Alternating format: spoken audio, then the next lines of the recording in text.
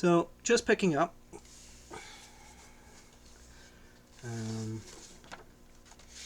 There's a bit of a throw back or follow-up to the last video. In the last, I went over this drawing, which is of our hero Captain Marvel. This is the original Marvel from the late 60s and 70s into the early 80s, just barely. And in this picture, he has his cowl peeled down, and he is engaging in his power of cosmic awareness. Anyway, it's pen and ink drawing. In the last vid, I went over some, what I thought, were some solid suggestions in attitude for artists which are trying to improve. You can go see that video as it is available. One of the points was about the artist's level of honesty with his or herself, meaning when you look at your own work, don't lie to yourself, hoping others, won't see flaws in the work. If you see the flaw and it's visible to you, never tell yourself, oh, well, hopefully someone won't notice it. We'll just move on. I'll pretend it's not. But no, never do that. You see it? You recognize it? Deal with it. Meaning, if you're in the pencil stage of your work or whatever, with painting, it doesn't matter. You can just go over it with paint. But fix it right there and then, if you can. If it matters to the point where it's like, wow, that really doesn't work. Because as we also learned that you can do things to tweak your drawings that aren't always exactly, loose term, they aren't always correct, but they will work visually in comic books. I don't want to reveal too many of the tricks of the trades. I think that would get a lot of comic book artists mad at me. Although today, a lot of those tricks of the trade that I'm referring to just aren't there anymore. These were things that were developed during the beginning stages of the comic book industry. Anyway, in that area where we're looking at flaws, I decided that, well, if I'm saying that, at least I can show you that I can be honest and point out the flaws in my own work as we're looking at it. And I went ahead and started pointing out some of those things. But I decided to continue with this because I felt there were other things I could point out if people aren't seeing it. I'm thinking some people out there will see things all over the board. But I just wanted to show you that it's not so much to say, I have integrity, I can admit when... No, I'm just saying that, a lot of times the drawings you're not happy with, but you can see things. And you can learn from them. And that's the point here, I think. Why else would I share this, right? What's the point, right? What am I, putting a big bullseye on my work? Come and attack me. No, I'm saying you can learn from your mistakes if you know what they are. Anyway, and I'm still learning. But, the last one I pointed out, the hairstyle, which I got uniform through the three figures, which, demonstrated pretty well that this was all the same head and all the same guy and all the same, style. That was accomplished, but I wasn't really too concerned with it, the actual structure of it, And if you look down here, this looks kind of, I don't know, almost mechanical, whatever, but it's all well and good. I wasn't too concerned about that. I also mentioned that the nose could have been better. I wasn't quite happy with that. The balance between the lobes around the nostril, that sort of thing. What else did I mention? Oh yeah, I wasn't sure about how I felt about this shot.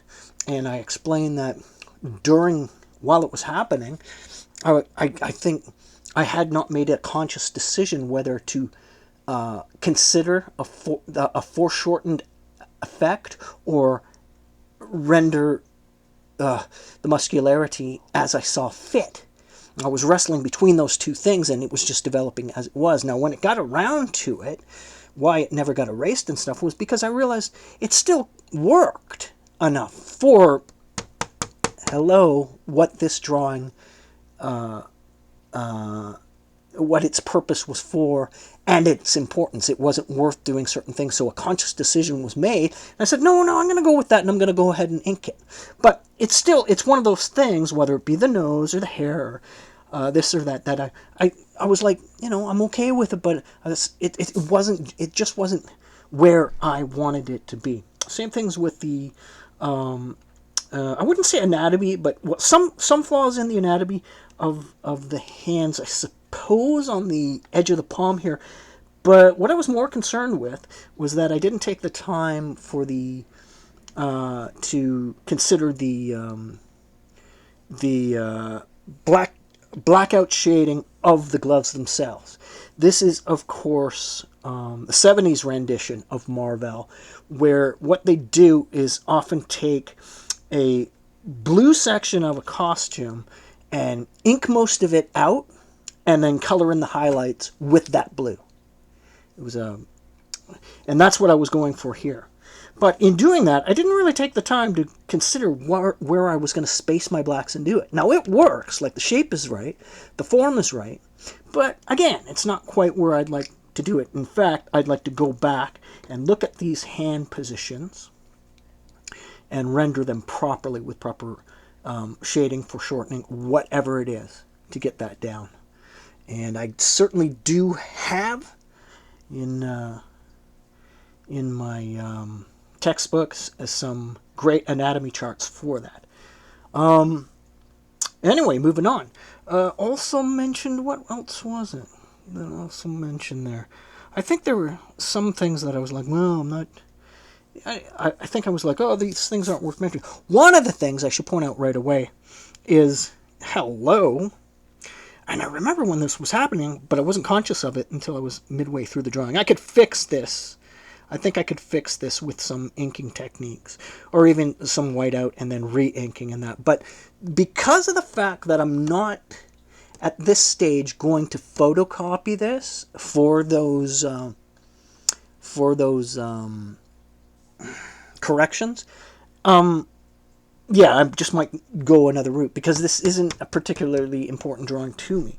The other thing I mentioned last time, see, I'm mentioning the things I mentioned last time so I can get on with the other things that I forgot, which is the point of the video. Yeah, along the edge of the neck here, I was using a Sharpie Ultrafine, which I said wasn't that ultrafine, and it bled like hell. Now, this is some very cheap stationery paper that was used as a photocopying medium for a handbook in the workplace of a job I had a few years ago. Like, it's just cheap paper. I have plenty of high-quality papers and Bristol boards for other things, but sometimes I'll just pick out a scrap and start doodling, and I decided to go with that on this. Another thing, it bled so much that if you look, I don't know if you can see that, I could actually stick my pen in behind here because it ate like a rip right through it. It goes right through the paper. It's soaked through and weakened the paper.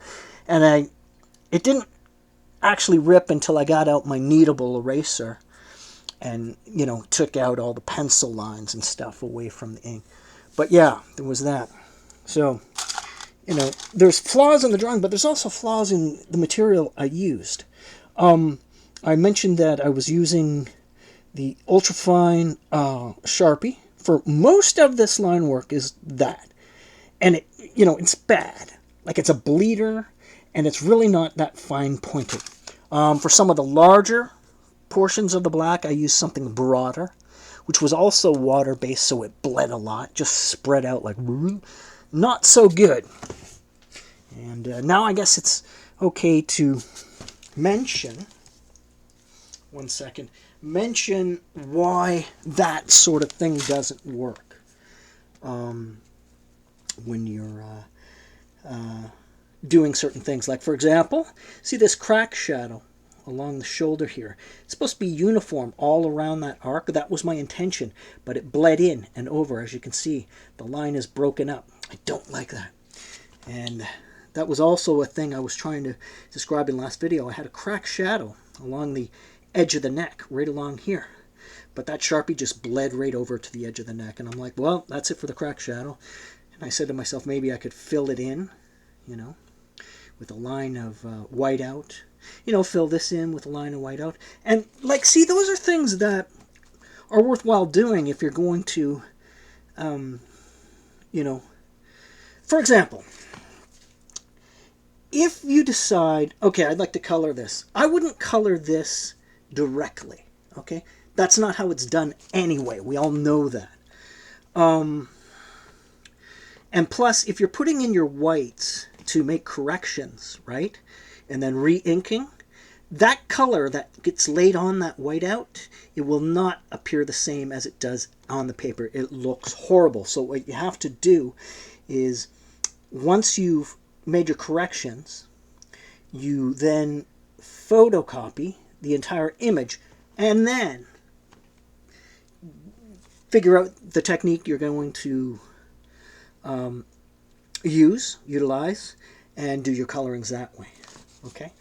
But, so, yeah, no whiteout correction has been done on this, so it's still very raw.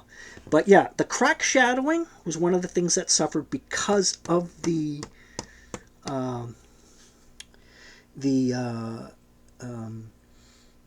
pens I used.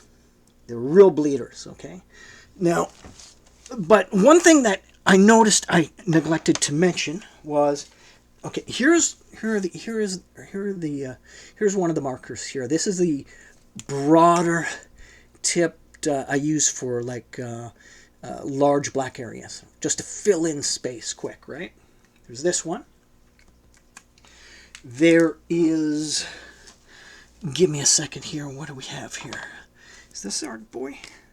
Yeah, right, and there's what you call your Sharpie, you know, ultra fine or whatever. You see that? Okay.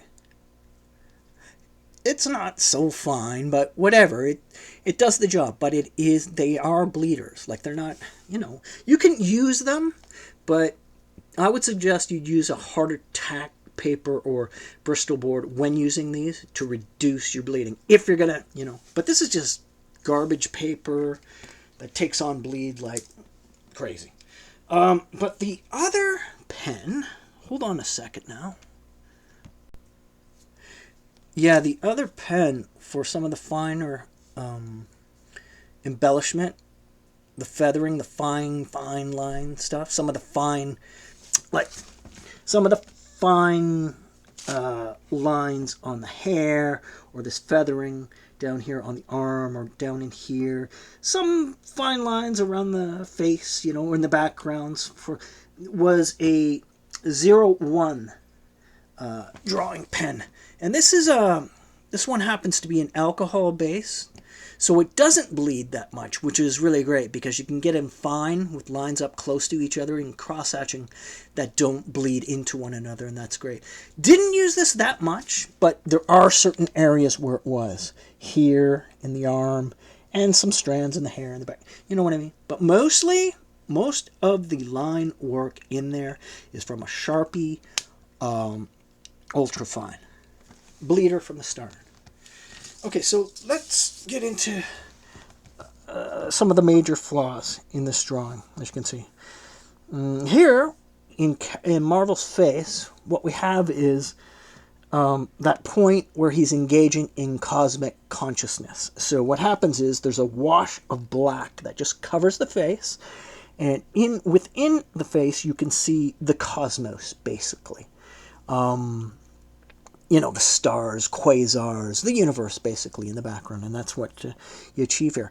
But one of the things that I found out right away, and in penciling this, I remember, I can't remember, how do I put this? I remember this happening, but overlooked it.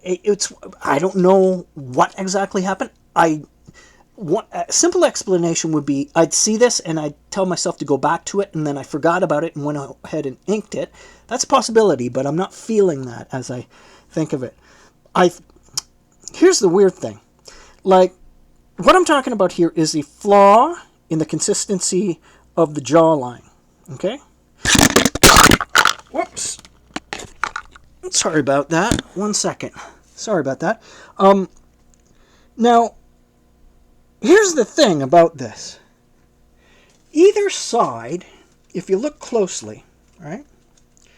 Either side of this, if you look closely, will work. Either jawline, okay? See? They both work.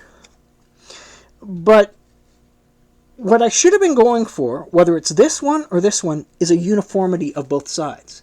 Now, the uniformity not being there will occur if the head, sorry, get that little watcher out of there, is if the head, for example, turns at either angle. The line on the jaw on either side will change dramatically because of the angle. But this is a straight-on shot.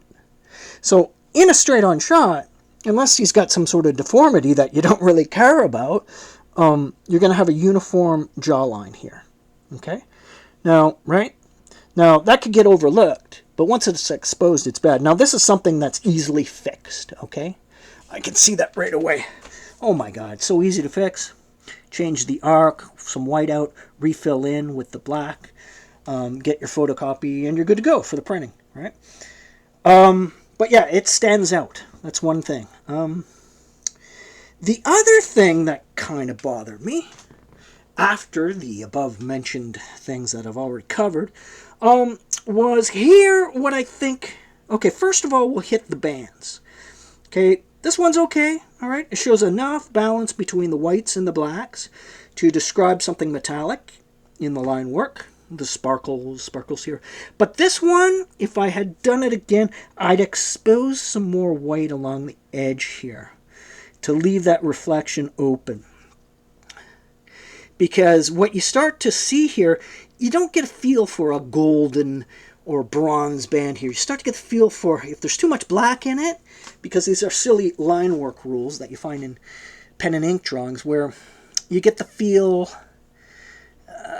feeling that what you're looking at here is more like a manacle, some poor bastard chained to a wall or a ball and chain in an old prison or something, right? Rather than a golden band. So I'd want to lighten that up a bit. So I could, I'd probably apply some orange and yellow color with white in the white spaces, that is, to give a quality of a light colored metal. Yeah, I'd change that. Now, I think so. One of the things that was going through my mind during this, as he was raising his band up to his head, trying to meditate into the cosmic consciousness, is that this was not brightly shining like a bright light, but it was illuminating one side of the face. But I couldn't quite, I think when I was doing it, I wasn't quite, again, it's that you're not making that conscious decision to go either way. So what I ended up doing was blacking out and I'm going to explain why I think this happened. It's I guess, I don't know. It says something about vulnerability as you're rendering your creations. What I ended up doing here is taking one side of the nose and one side of the face and inking out some black shadow on the edge, making it hard on the... Whoops, there we go. I'm going to have to glue that or something. But anyway, to give the idea that on this side, it's not as bright as on that side. And that was good. That's okay. But it doesn't quite work. And I got down by the chin here. I said, yeah, put some spots along the chin. Maybe you should do a C shape so that, you're separating one portion of the chin. And that is, in fact, what I think I should have done. Gone all the way through the center line of the nose, down over the chin, thin line, to, although it doesn't show the exact effect you're actually going for, and that thing I'm actually going for, I'll explain before we get there. You want to show the separation of the two light sources, and that's the key. This is one of those situations where you're looking for two light sources. One coming from this object, and the other coming from wherever. The moon, the sun, the light in the room, whatever, on one side. And it's a technique that certain artists started discovering or using or utilizing in the 60s, where you could do... That was the fantastic thing about these comics. you could use two light sources. You could, for example, you could illuminate one side with a bright white, and then the other side, from the separate light source, it could be a lime green or a magenta or anything like that. It could be two colors completely different. It could be a red and blue. The contrast didn't matter, but it had this amazing effect. And the thing is, why I was doing this, what was happening was making no conscious decision either way, whether or not that was going to be the case, the band was going to light up his face. There was part of my brain that was telling me, remember, you're not going to be able to completely enhance this image or show what you're trying to do with the light sources until the coloring starts, when you get those two values of two different light source colors.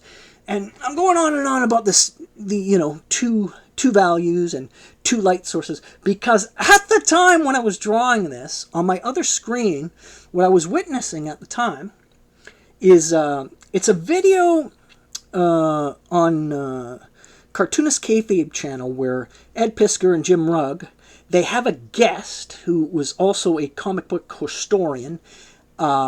His name is Warren, but unfortunately they didn't leave his last name, not even in the descriptions. I checked, but maybe we'll find out more. But anyway, that wasn't the point. He had brought his 3-issue series, the actual issues from the 60s, slapped them down on the table, and they're going through them. And they're basically, looking at work as a watershed in comic book history, which changed the game and all that, and got people really enthusiastic about what was happening in the medium. And now, this isn't the point of the video, but it's kind of funny because Jim Rugg and Ed Piskor are both, comic book makers. Sorry, Ed Piskor had passed in April. Rest in peace, Ed. They're both comic book artists. And so one of the things they love to discuss is when they're looking at other people's works, the big names, the smaller names, underground, over, and you name it, whatever, is they like to discuss technique. And they'd look at something and say, okay, what is he doing here? How did he achieve that? How did he sell this on the story? And how did he make that? And what kind of impact does this have? And look at this. This is great. And I wondered how, they'd ask questions about technique in the actual visual of the story. And meanwhile, it's funny. They keep doing that. They keep pointing, oh, look at that. Look at this. Look at this. And Warren's just trying to he's more interested in telling the story, right? Let me tell you the story, kiddies. Like, you're in a library and kids are sitting around and you're reading. It's kind of like that. And, Ed and Jim are like partially, digging that, because there's one point he says, Warren says, we're about to... I'm paraphrasing. We're about to find out what is scaring Galactus and leaving that look on his face on the front cover. And you could hear Ed in the background, yeah, man. Like, like a little kid excited, right? About to watch a superhero movie. It's great. It's great. Miss you, Ed. But the thing is, he just wants to tell the story. But they're pointing out little things. And there are two... panels in which they show Uatu, the Watcher's face. And it's inked in just such a way, twice, with a double light source. And they're really impressed by it. And they're trying to... Ed was suggesting that this could have been influenced by Wally Wood. His influence at Marvel, as short as it was or whatever. But what it was like... Uatu's face, I don't have the image here in front of me. I could dig it up, but it was Uatu's face with some heavy black in the center. Like right down the center, all this squiggly and stuff. And it didn't really, to me when I looked at it, it really didn't make sense. But then what they did during the color process was add two light sources. They put one side white and the other side, I don't know, was yellow or blue or something like that. And they went with that. And after they did that, adding the color in that, you get it. Like, the impact is there. It's like, bam, it looks great. And it was a technique that the industry started to embrace. Again, I would say that, well, I guess I'd have to agree with them that it was maybe originated with Wally Wood. But definitely guys like Steranko, and later in the 70s, guys like Paul Gulacy, they started using that technique, and it looked phenomenal. Like, as a technique, But one of the things I considered that they didn't on that method, which I think was in my mind as I was watching on the screen and doing this face. Oh yeah, I'll do this later. I'll do the 2 light sources. And maybe I still will if I decide to photocopy this and do it upright, whatever, finish it up. Is that I thought about this and I said, well, look at that black ink in the middle. Not this particular, but those drawings that even King Kirby did then. It's like they look kind of fucked up. They look like a bunch of weird ink in the center of the face that has it's not making making any sense. And I thought of the possibilities of that. That wasn't mentioned, and I'll add this. Okay, many a time we've heard it say by many of the pros, when in doubt, black it out, Meaning that, but we're talking about guys with deadlines who had to, get things done after a certain date without mentioning things. If there was flaws and stuff, they could use black ink to black something out, shadow something out. And as long as you maintain the form, even if it was in black shadow, it would work. It would be okay. Don't worry about it. It's not the ideal. It's not exactly what you're reaching for. But you know what I mean? You black it out and get the shit out there, right? Because you're on to the next thing before you know it. Now, what I was thinking is, with this new introduction to the double light source, where you have 2 different colors on the face, right? And which usually is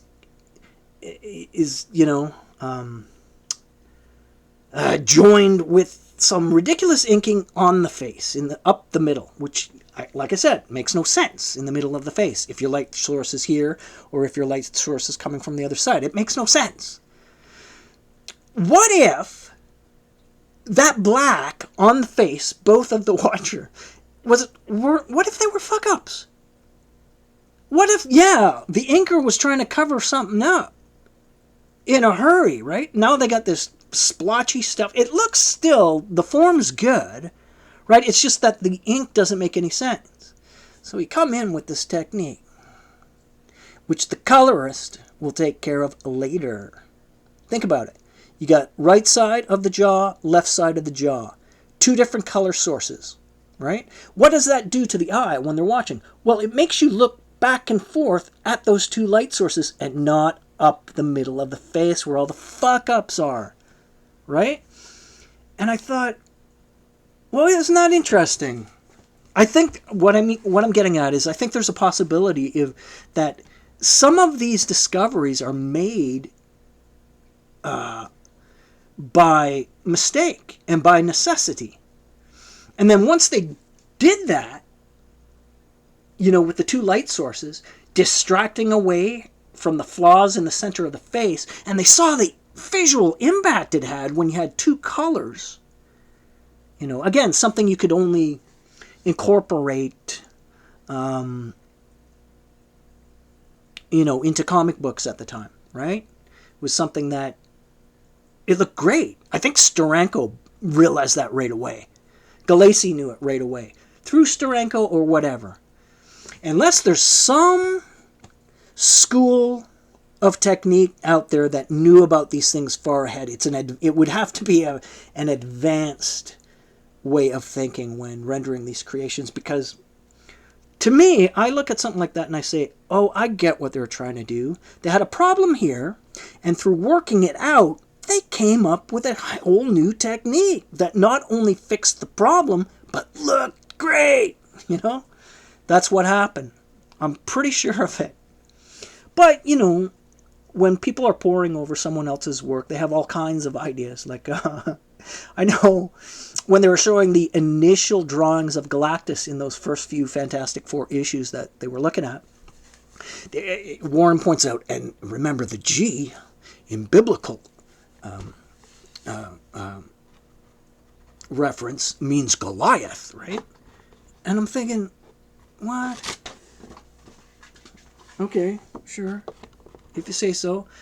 Kind of makes sense, Goliath, big dude, right? Okay. Galactus is a big dude. Goliath's big, okay, right, sure.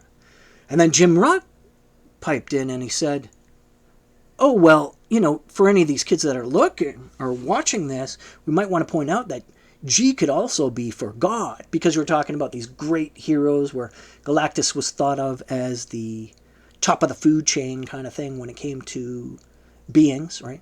And this sort of thing. And they agreed, yeah, very much could be, blah, blah. But what they didn't consider is that G. Okay, we've had some time to think about things like this, okay? And I think that some of the people had rubbed elbows from time to time with some people who had a lot of money. Much more than some of the tops at Marvel Comics. Oh, much more.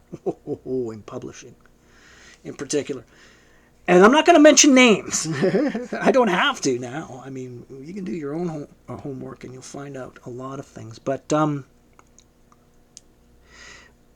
want you to consider that G, right?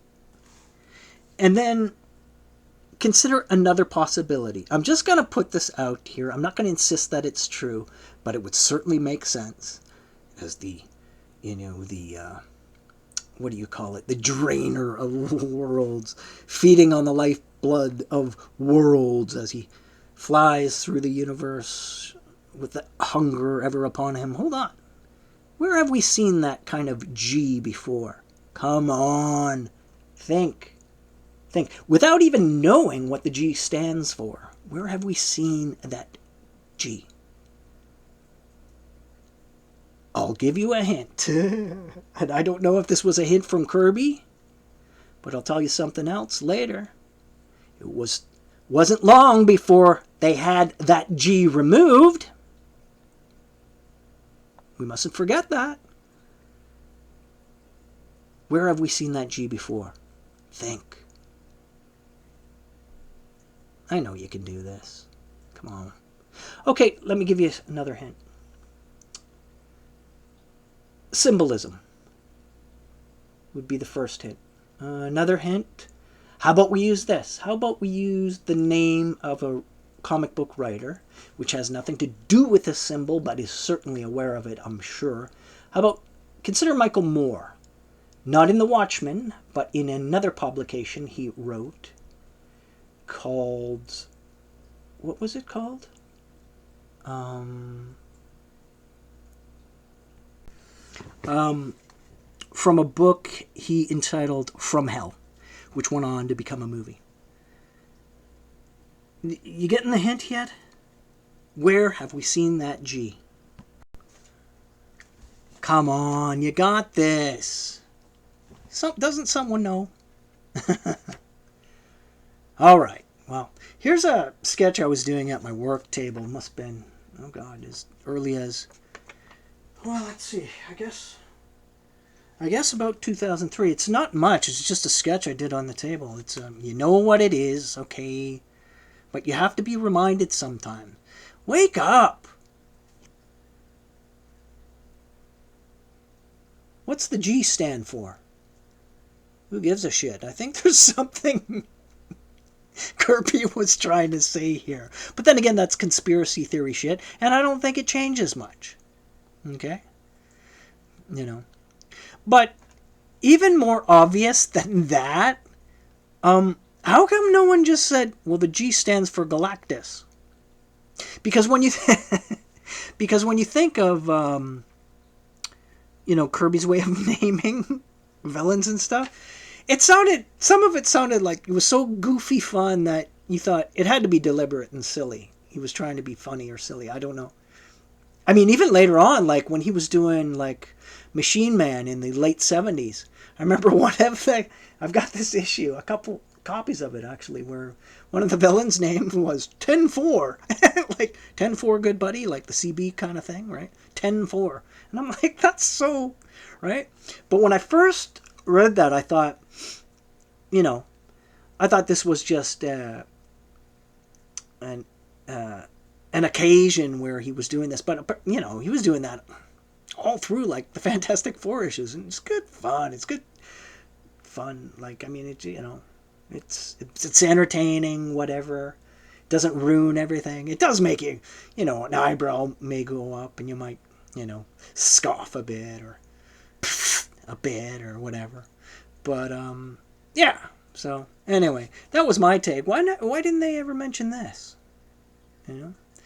And the reason I mentioned this also is that because, how I thought it was peculiar how when they were getting the costume down with the purples, right? Until, right? Because when they first introduced Galactus, all these goofy colors, greens and browns or whatever. It was a mess, really. Drawing was great, but the color was shit, But they got it together, I think, by next issue where things were moving, they were creating as they were moving along, so, but they got it together and they got them all in this purple and that.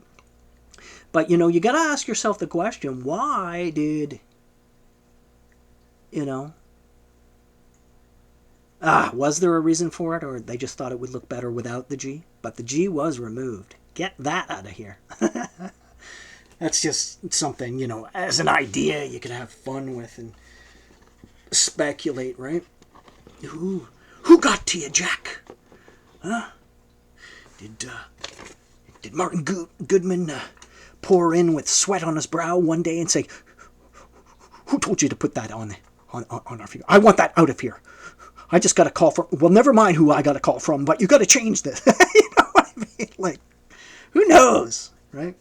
I doubt that.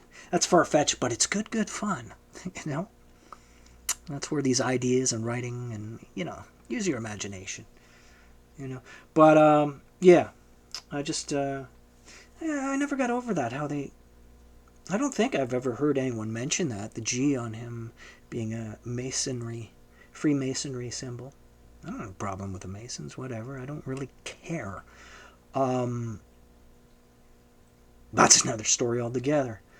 I had a buddy in my band who it wasn't my band, it was our band. He, him and his family, they were all Masons and stuff. And I've told people about that later on, and I'd be at a party a few years back, and I mentioned that. I knew, and they physically moved away from me. This was in, must have been 2014.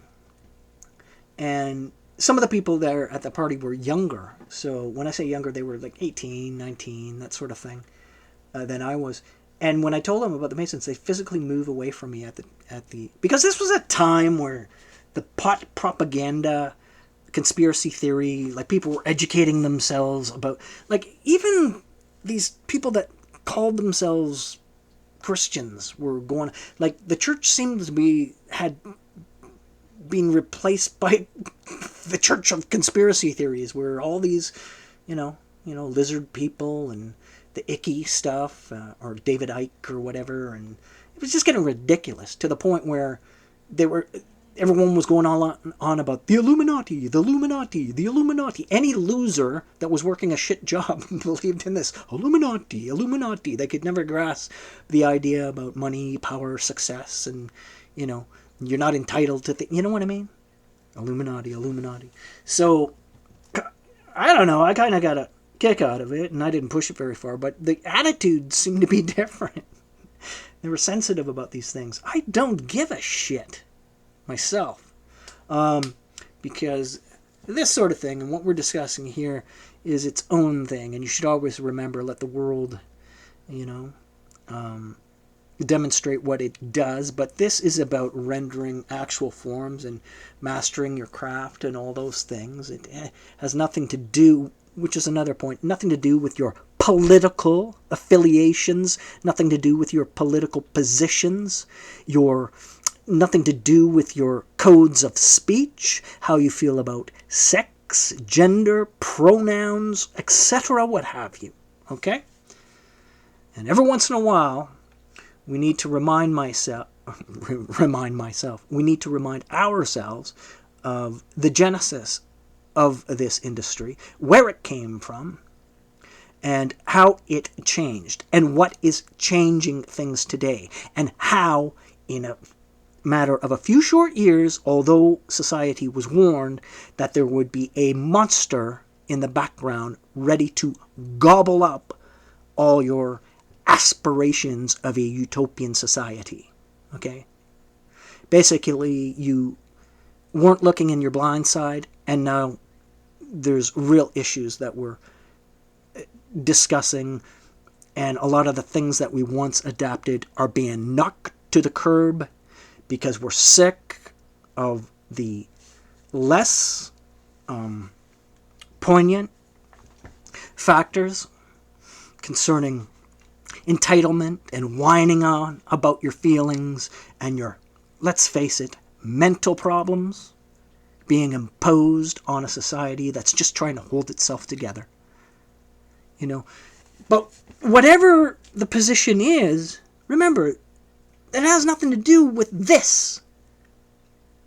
This, if you're that person, if you're that artist, this is first. Don't use this to demonstrate all your other personal, I was going to say bullshit, but that's not fair, because whatever people are trying to whatever people are trying to demonstrate is their particular choice, and they have the right to do that. And I would certainly not want to impose anything that would remove that right. But I'm saying enough, and I think people have had enough, and they're starting to see a lot of the criticisms that are out there for what they are.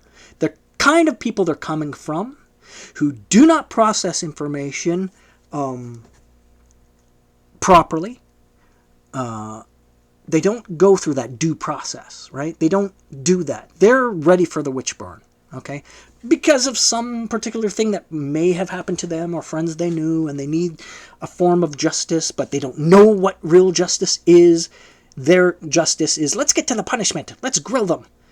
But in this day and age, the way I look at it is, if you're not prepared to press charges against someone who you feel has done a great injustice, and you think that in this day and age, that going around smearing that person rather than taking them to justice is a more moral or ethical idea, you're sadly mistaken. In fact, you're a weasel.